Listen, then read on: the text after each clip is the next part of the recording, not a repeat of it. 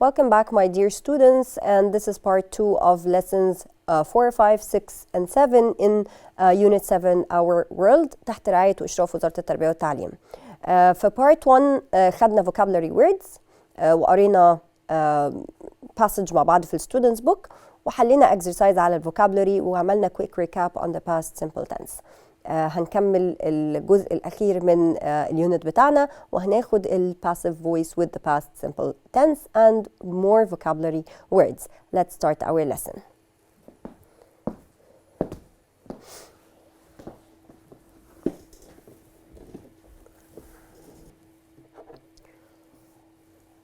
The past simple passive without by.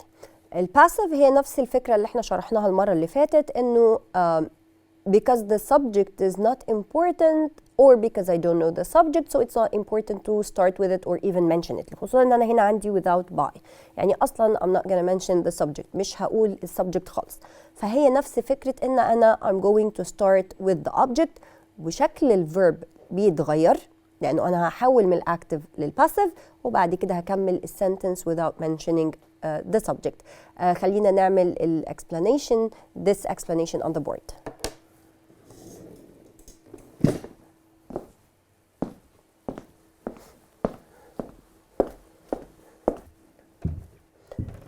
As I explained, we're going to take the passive with the passive with the past simple.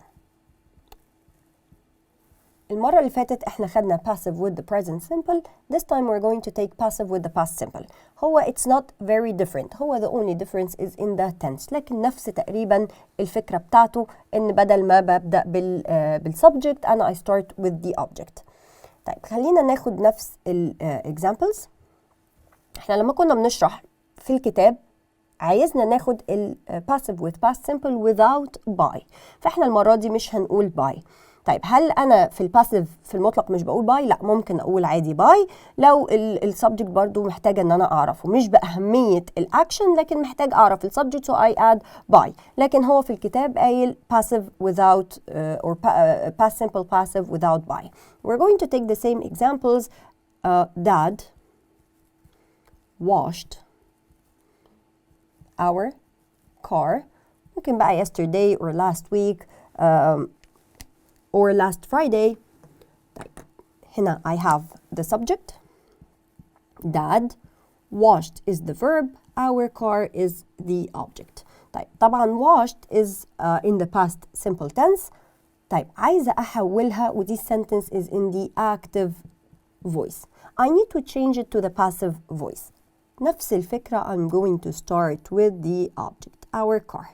طب الرول ايه؟ في البريزنت كنا بنحط verb to be in the present اللي هو am, is or are plus the past participle of the verb.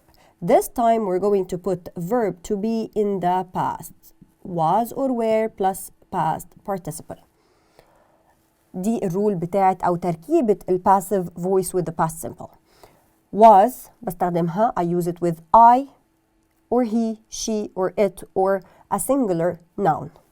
Were with they, we, you and a plural noun. طيب our car is singular so I'm going to say was. اتفقنا انه past participle لازم اكون حافظاه بتاع ال irregular verbs. Washed or verb wash is a regular verb so the past participle اللي هو العادي انه احط ed او d او ied لانه it's a regular verb. So our car was washed. ممكن اقول by that طبعا لكن احنا الرول هنا اللي احنا لسه واخدينها في الكتاب انه I need to form it without by. فهقول our car was washed. طيب another example. Sarah ate 2 apples. طيب this time the main verb is ate and verb eat is an irregular verb. عشان كده لازم أكون حافظة ال past participle.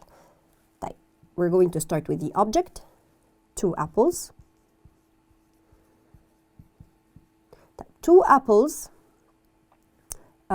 this is plural جمع I have to use were not was.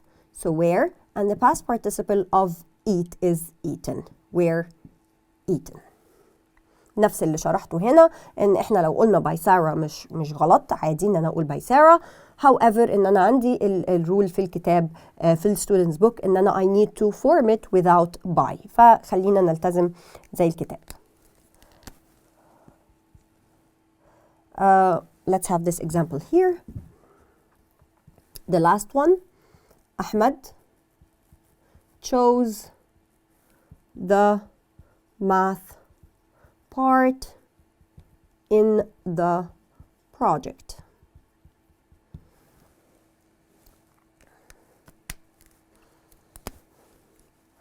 The verb is chose. It's an irregular verb. The object is the math part in the project. فأنا I'm going to start with the object. نفس الفكرة اللي خدناها أو شرحناها المرة اللي فاتت، إني I start الباسيف معناه إني I start with the object، أو I focus on the object or the action more than the subject. subject مش مهم بالنسبة لي أو مش معروف أصلا، لكن هو في الحالة دي مش مهم. The math part in the project was chosen. طبعا the math part دي singular, so I'm going to use was, and the past participle of verb choose is chosen. كده احنا شرحنا passive with past simple. Let's do more exercise and practice back on the presentation.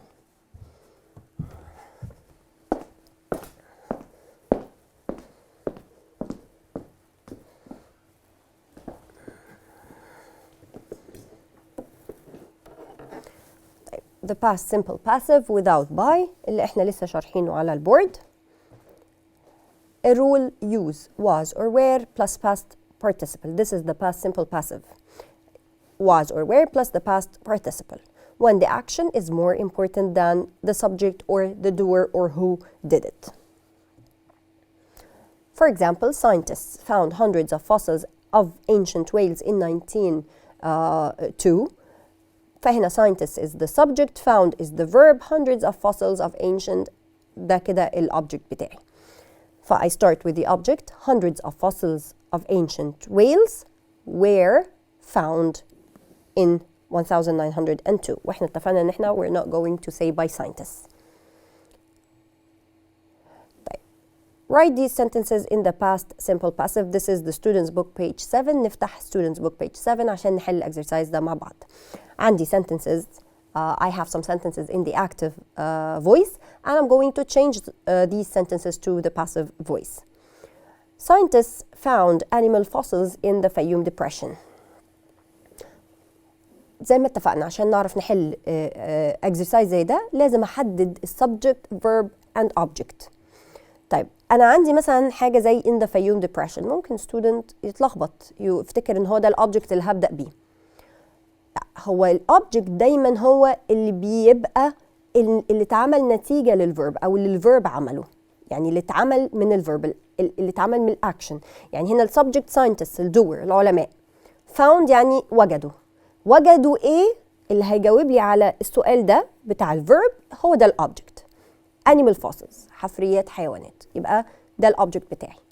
يبقى I'm going to start with this object animal fossils ودي plural, so I'm going to say were found in the Fayum Depression. Number 2, a team of scientists studied the fossils at وادي الحيتان. A team of scientists ده كده subject بتاعي. Studied is the verb. درسوا ايه؟ يبقى ده الobject. درسوا the fossils الحفريات. يبقى هبدأ بالobject the fossils. The fossils at وادي الحيتان were studied لأن fossils is plural I use were. About 1,000 people visited وادي الحيتان last year. طيب about 1,000 people حوالي 1000 بني آدم أو شخص. Visited is the verb. زاروا إيه؟ وادي الحيتان. يبقى this is our object. So I'm going to start with وادي الحيتان. وادي الحيتان is singular. هو مكان singular. So I have to use was, not were. So وادي الحيتان was, and the past participle of visit is visited. Was visited last year. Some researchers found whales with legs.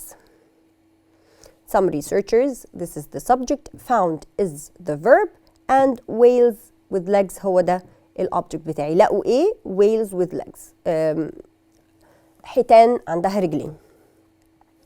So I'm going to start with whales with legs. وطبعا whales is plural. ف I have to use where. Whales with legs were found. طيب كده احنا رجعنا على ال past simple واخدنا ال past simple passive. عندنا passage في ال students book page 8 عن black beauty. هنقراها مع بعض ونشوف ال vocabulary اللي فيها ونحل الأسئلة اللي عليها. This is the passage by Anna Sewell. هي ال passage دي is an excerpt or extracted from the novel or the story Black Beauty. يعني هي مقتطفة من القصة الأصلية Black Beauty. هنقراها. The next winter was very hard for all the horses. الشتاء كان صعب جدا بالنسبة للحصنة. The weather was terrible. الجو كان بشع أو صعب جدا مش كويس. There was rain every day and it was often windy. كان في ليه الجو ما كانش كويس أو كان الشتاء صعب ده هيتجاوب هنا اهو. There was rain every day. مطر كل يوم and it was often windy. كان في رياح كتير. Some of the drivers were very poor, so their horses worked all night. بعض السائقين الحصنة كانوا فقراء جدا فعشان كده كانوا بيشغلوا الحصنة طول الليل ما كانوش بياخدوا break أو rest. Other horses didn't have stables. stable اللي هو الاسطبل بتاع الحصان. ما كانوش أصلا عندهم الاسطبل ده. They stayed out all night and got wet and cold. فضلوا الليل كله بيفضلوا الليل كله قاعدين بدون أي مكان مأوى ليهم وطبعا بيتغرقوا من المطرة ويبقوا بردانين. I was lucky because Jerry was a kind owner and I was always put in a warm stable. I was lucky. I ده اللي هو Black Beauty الحصان اللي بيحكي لنا القصة. بيقول أنا كنت محظوظ لأنه Jerry was a kind owner. Owner اللي هو a person who owns هنا a horse اللي هو bought and owns a horse اللي هو اشترى وبيمتلك حصان. I was always put in a warm stable. دايما كنت ببقى محطوط في اسطبل دافي. One day Jerry and I waited for work next to a park. I watched as an old carriage drove up next to us. كنت واقف وشفت old carriage اللي هي العربية اللي بيجرها الحصان. كانت العربية دي ماشية جنبنا. It was pulled by a horse who was thin and looked tired.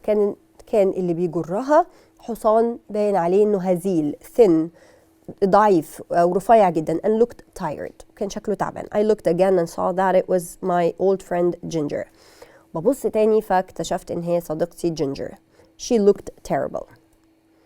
كان شكلها يعني مش كويس خالص. We talked for a short time. Ginger was very unhappy. ما كانتش مبسوطة أبدا.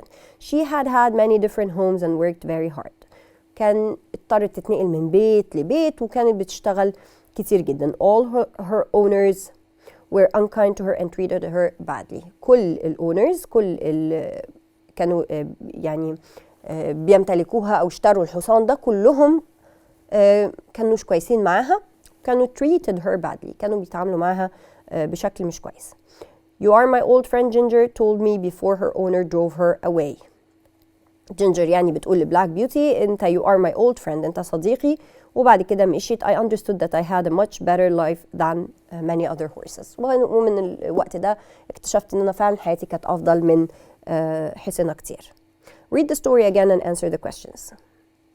دي الأسئلة اللي موجودة على الستوري. Why did some of the horses work all night? ليه بعض الهورسز كانوا بيشتغلوا طول الليل؟ احنا قلنا الانسر لأنه ايه؟ Their owners were very poor. أو the drivers were very poor. عشان السائقين كانوا فقراء جدا عشان كده كانوا بيضطروا يشتغلوا طول الليل. Why was this a problem during the winter? طب ليه دي كانت مشكلة في الشتاء إن هم يفضلوا يشتغلوا طول الليل؟ ده سؤال شوية بيعتمد على إن أنا استنتجت فهمت واستنتجت. هو هنا قال لي في أول passage أو أنا سول كاتبة في أول passage إنه the weather was terrible, there was rain every day and it was often windy. كل دي حاجات موجودة في الشتاء، عشان كده خلت الشغل في الشتاء بالليل صعب أو مشكلة بالنسبة للحسنة. So the weather was terrible, it rained every day and it was often windy. Number 3, in what ways was Black Beauty lucky? Black Beauty محظوظ ازاي، او ايه هو اللي مخليه محظوظ او مختلف عن باقي الحسنة؟ طبعا هو مختلف لانه هو قال هنا I was lucky because Jerry was a kind owner and I was always put in a warm stable. هو كان جيري المالك بتاعه كان طيب وكان بيحطه في اسطبل دافي. Question 4, how do we know that Ginger is not very healthy? Ginger دي اللي هي الحصان اللي هو قابلها في الطريق وبص عليها ولقاها ان هي she's in a terrible condition، في حالة مش كويسة أو حالة بشعة أو شكلها تعبان thin and not happy. هو شافها كده وقال إن هي مش مبسوطة. نعرف منين إيه الحاجات اللي إحنا شفناها فيها؟ أهو Ginger she was thin, she looked tired. طيب ليه هي وهي ليه مش healthy؟ She was unhappy, she had many different homes and worked very hard. Her owners were unkind to her and treated her badly. كل الحاجات دي بيدل على إن هي كانت مش مبسوطة و she was not healthy. All her owners were unkind and treated her badly. ونضيف عليها إن هي she was thin and looked tired. يعني برضو نضيف في النقطة دي لما هو شافها لقاها thin and looked tired، نضيف عليها على الإجابة بتاعتنا دي. طيب هنا ناخد الفوكابلري words اللي موجودة في الباسج. عندي carriage، طبعا carriage اللي هي العربية اللي بتتجر من الحصان. So something that people والناس بتبقى راكبة فيها. يبقى الناس بتعمل إيه؟ People travel in and it's pulled by a horse. بيسافروا بيها. The second word is owner. The owner of an animal is the person who. الأونر اللي هو المالك بتاع الحصان ده اللي هو اشتراه. يبقى who has bought this animal. مش seen شافه ولا استخدمه، هو اشتراه عشان كده هو الأونر بتاعه. Stable الاسطبل. A building where a horse learns what to. هو مبنى، الاسطبل ده مبنى الحصان بيتعلم فيه ايه؟ what to do, what to sleeps, what to work. طبعا what to do هي الجراماتيكلي صح لان ما ينفعش اقول to sleeps ولا to works. فالديفينيشن بتاعت stable a building where a horse learns what to do. طيب كده احنا خلصنا اليونت بتاعنا. خدنا في البارت ده passive voice with the past simple tense، واخدنا extract بتاعت او extract from Black Beauty by Anna Sewell. جاوبنا على questions خاصة بيها، وكمان اخدنا vocabulary words اللي موجودة في الباسج. Best of luck, see you and bye.